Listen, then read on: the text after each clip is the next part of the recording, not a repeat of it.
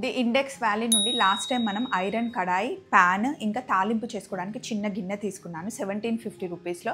Quality చాలా బాగుంది.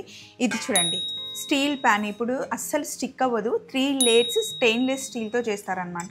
ఇప్పుడు ఎక్కువగా మనకి మార్కెట్లో రన్ అవుతుంది and the index valley products చాలా బాగున్నాయని అందరూ చెప్తున్నారు. ఇప్పటివరకు మనం కొలాబరేషన్ చేయలేదు, ఇప్పుడు కొలాబరేషన్ చేస్తున్నాము. ఎందుకంటే క్వాలిటీ టూ గుడ్ ఉంది, ఎవరైనా యూజ్ చేయొచ్చు, ఈజీ కుకింగ్.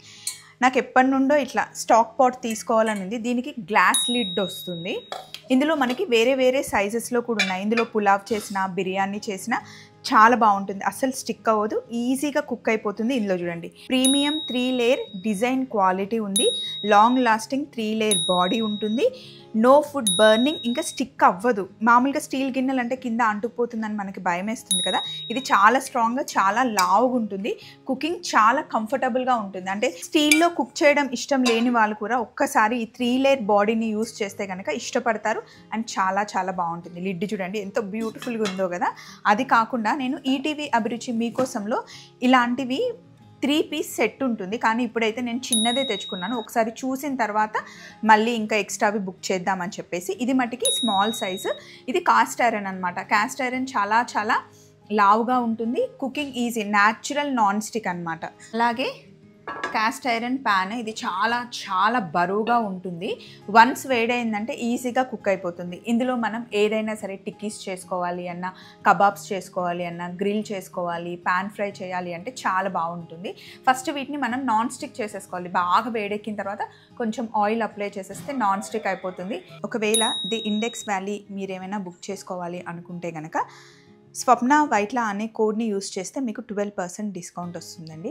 ప్రోడక్ట్స్ అయితే చాలా బాగున్నాయి, క్వాలిటీ టూ గుడ్ ఉంది, హ్యాపీగా మీరు కొనొచ్చు ఎలాంటి డౌట్ లేకుండా. సో ఇలా 4 బుక్ చేశాను. ఈరోజు మటుకి మనం వెజ్ పులావ్ చేసుకుంటున్నాము. సో ఇందులో చేసేద్దాం. స్టిక్కర్ తీసేసి ఒక్కసారి వాష్ చేసేస్తాం. స్టిక్కర్ని తీయాలి అంటే ఒక్క నిమిషం హీట్ చేస్తే స్టిక్కర్ ఆటోమేటిక్గా వచ్చేస్తుంది.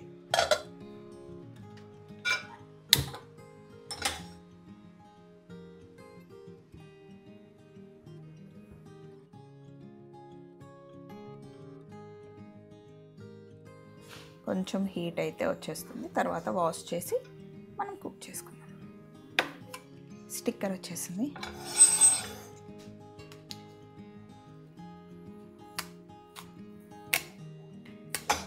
ఇప్పుడు ఒకసారి వాష్ చేసి కుక్ చేద్దాం. సో పొయ్యి మీద గిన్నె పెట్టేశాను. గిన్నె వేడెక్కే లోపల ఇక్కడ చూడండి అన్నీ ఒకసారి నేను కట్ చేసి పెట్టుకున్నాను. క్యారెట్, బీన్స్, కాలీఫ్లవర్, పచ్చిమిర్చి, కొత్తిమీర, పుదీనా, బంగాళదుంప, కొంచెం మిల్ మేకర్ నానబెట్టాను. ఇది మటుకి ఆప్షనల్. ఈ వెజిటేబుల్స్ కూడా మీకు ఏవి కావాలంటే అవి వేసుకోవచ్చు, లేకపోయినా పర్లేదు. అలాగే 2 గ్లాసుల బాస్మతి బియ్యంని కూడా కడిగి పెట్టుకున్నాను. ఫస్ట్ మనం కొంచెం నూనె వేసుకుందాం. కొంచెం అంటే థిక్గా ఉంటుంది కాబట్టి లేయర్స్ 3 లేయర్స్ ఉంటాయి కాబట్టి కొంచెం వేడవడానికి టైం పడుతుంది. వన్స్ వేడైందంటే ఈవెన్గా వేడి స్ప్రెడ్ అయ్యి మంచి కుక్ అవుతుంది. ఇప్పుడు ఇందులో మనం బిర్యానీ ఆకు వేస్తున్నాం, జాపత్రి, లవంగాలు, సాజీరా, యాలకులు, దాల్చిన చెక్క వేసి కొంచెం మంచిగా వేగనివ్వాలి. పొడుగా కట్ చేసుకున్న ఉల్లిపాయ ముక్కలు, అలాగే పచ్చిమిర్చి, ఇది కాస్త వేగనివ్వాలి. ఇందులోనే రైస్కి సరిపడా ఉప్పు వేసేస్తున్నాను. ఉల్లిపాయలు కొంచెం బ్రౌన్ అయితే బాగుంటుంది. ఉల్లిపాయలు సగం వేగిన తర్వాత ఇందులోనే మనం కట్ చేసుకున్న క్యారెట్ ముక్కలు, కట్ చేసుకున్న బీన్స్ ముక్కలు, అలాగే బంగాళాదుంప ముక్కలు వాటర్ తీసేసి వేద్దాం.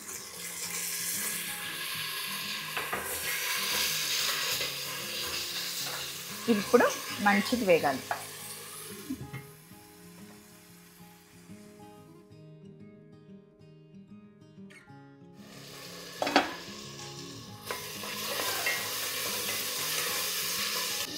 క్యారెట్, బీన్స్, బంగాళదుంప కాస్త వేగిన తర్వాత ఇప్పుడు ఇందులో కాలీఫ్లవర్ వేసుకోండి.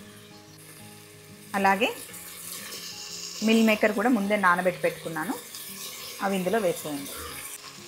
కొత్తిమీర, పుదీనా కూడా.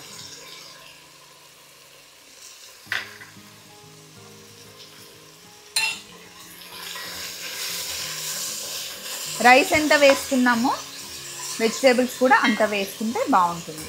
ఒక చిన్న టీ స్పూన్ అల్లం వెల్లుల్లి పేస్ట్ వేయండి.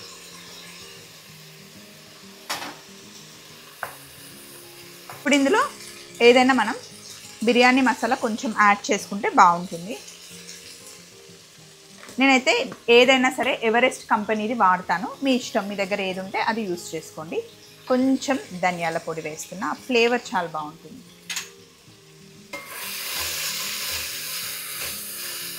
ఈ మసాలాలో కొంచెం వెజిటేబుల్స్ వేగితే టేస్ట్ చాలా బాగుంటుంది. ఇప్పుడు ఇందులో నేను ఆల్రెడీ బాస్మతి బియ్యం కడిగి పెట్టుకున్నాను కదా 2 గ్లాసులు. 2 గ్లాసులకి 3 గ్లాసుల నీళ్ళు, 1 గ్లాస్కి 1.5 గ్లాసు నీళ్ళు ఎప్పుడు కొలత ఇందులో వేసేస్తున్నా.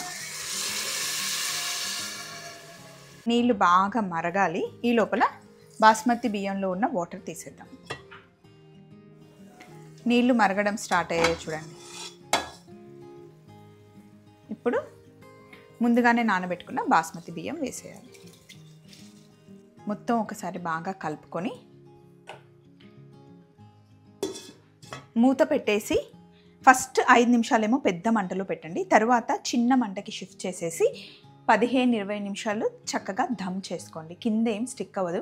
3 లేయర్స్ ఉంటుంది కాబట్టి చాలా థిక్గా ఉంటుంది కాబట్టి మనకి స్టిక్ అవ్వదు. సో అందుకే మొత్తం పెద్ద మంటలో కాకుండా చిన్న మంటలో పెట్టేస్తే పర్ఫెక్ట్గా దమ్ అవుతుంది. ఇందులో మీరు కావాలి అంటే కొంచెం కొబ్బరి పాలు, పెరుగు అలా ఏమైనా యాడ్ చేసుకోవచ్చు. ఇది మటుకి బేసిక్ సింపుల్ పులావ్ అనమాట. దీంతో ఏదైనా మంచి గ్రేవీ కర్రీ అయితే చాలా చాలా టేస్టీగా ఉంటుంది. సో ఒక మరి 20 మినిట్స్ తర్వాత ఎలా వచ్చిందో చూద్దాం. స్టవ్ ఆఫ్ చేసేసాను. చక్కగా దమ్ అయింది చూడండి. ఇప్పుడు బౌల్లోకి తీసుకుందాం. రైస్ ఇలా విడివిడిగా వస్తుంది. కింద మనకి ఎక్కడ అంటుకోలేదు చూడండి. ఫస్ట్ రైస్ని కొంచెం లూజ్ చేసి బౌల్లోకి తీసుకుందాం. దీంతోపాటు veg curry, non veg curry ఏదైనా బాగుంటుందండి.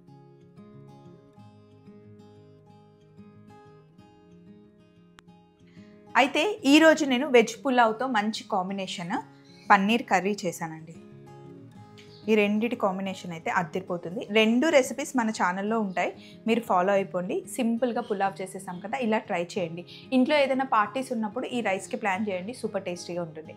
మళ్ళీ కలుసుకుందాం. Take care, bye.